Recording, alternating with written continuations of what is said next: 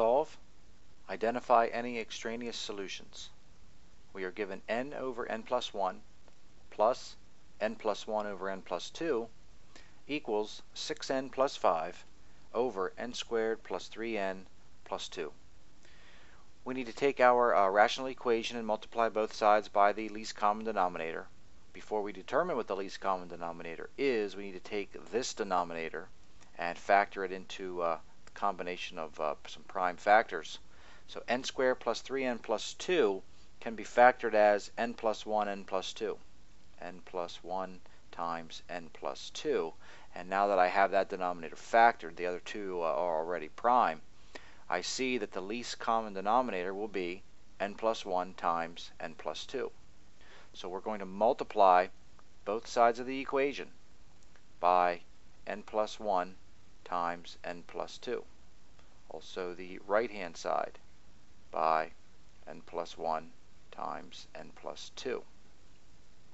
So look what happens as we use the distributive property on the left-hand side.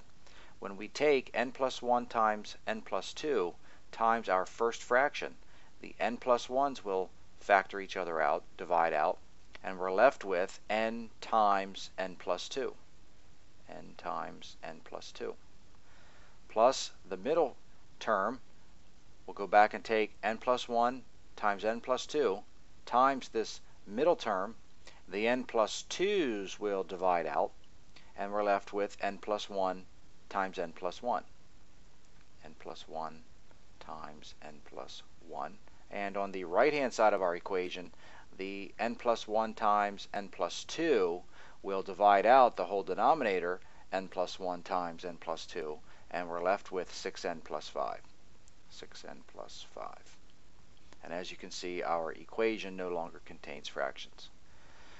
We'll go ahead and multiply this out. N times the quantity n plus 2 gives us n squared plus 2n. We're going to multiply n plus 1 times n plus 1 together.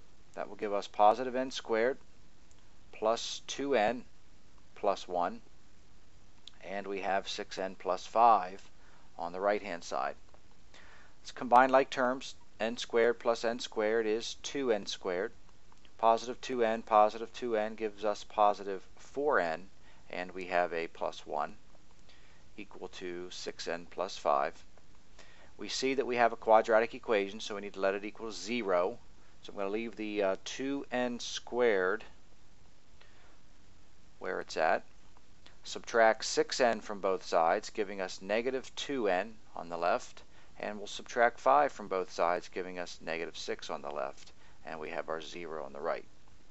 We'll solve our quadratic equation by factoring. We see that we can factor a greatest common factor out. That would be 2, and we're left with n squared minus n minus 3 equals 0. What we have in parentheses can be factored further into n minus 2 times n plus 1. And now we'll use our zero product property. We set each factor equal to 0. It does not make sense to set 2 to equal to 0, so that means either n minus 2 has to equal 0 or n plus 1 equals 0. Solving each equation, we get n equals 2 or n equals negative 1. So again, here we are with a rational equation. We have to be careful. Here we have possible solutions. We need to now go up and make sure we're not causing a denominator to equal 0 with either positive 2 or negative 1. So when we go up to the original equation, as you can see, negative 1 causes this denominator to equal 0.